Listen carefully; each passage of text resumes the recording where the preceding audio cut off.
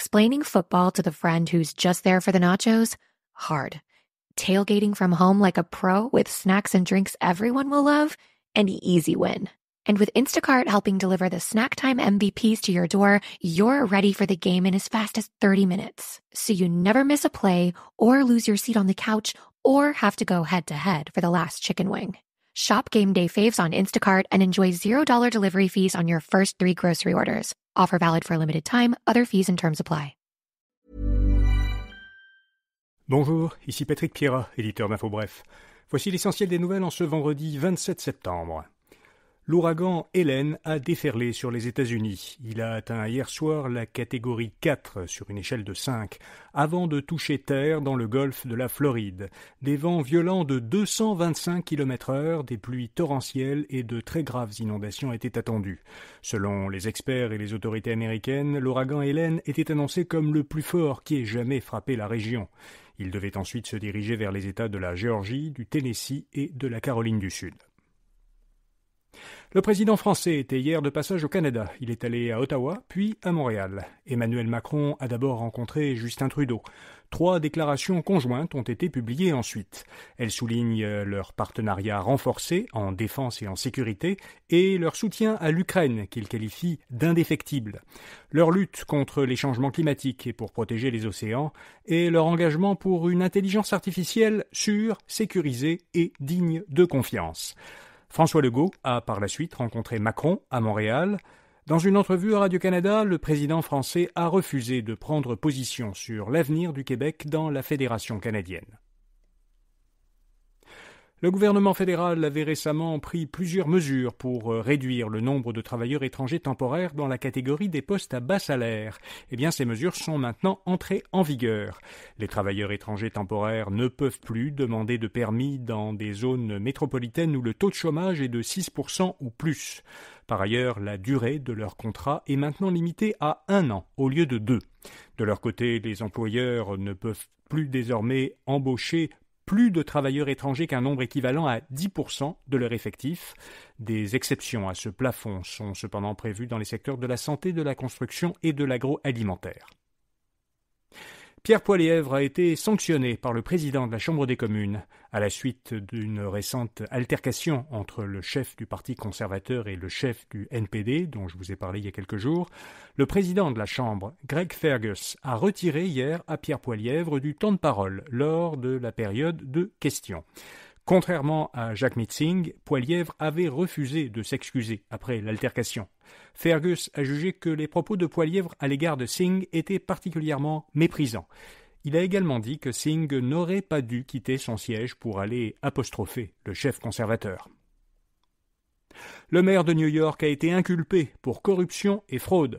L'ancien policier Eric Adams est notamment accusé d'avoir financé illégalement sa campagne de 2021 pour la mairie de New York et d'avoir accepté des pots de vin provenant d'intérêts turcs.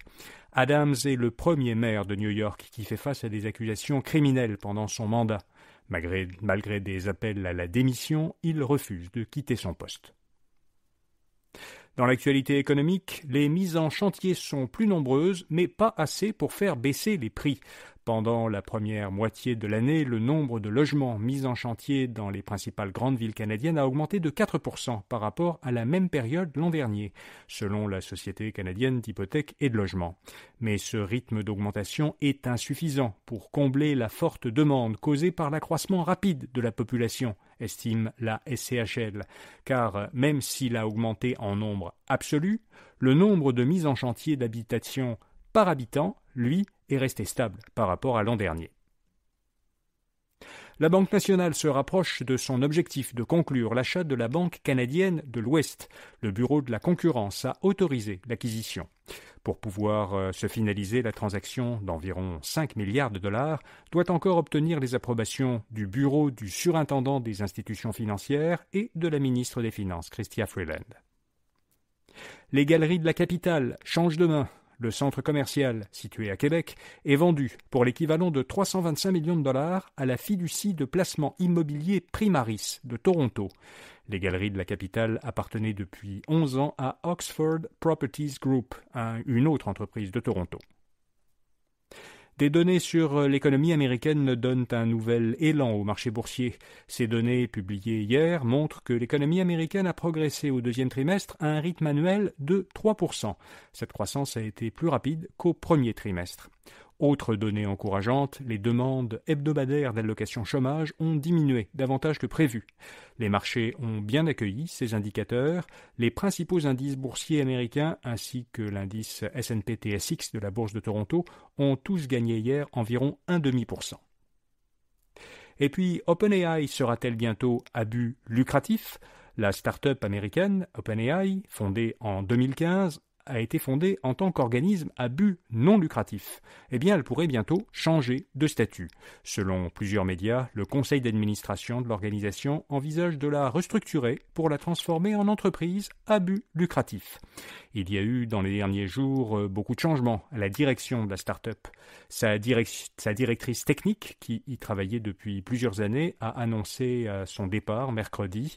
Et la même journée, le directeur et le vice-président à la recherche sont partis eux aussi.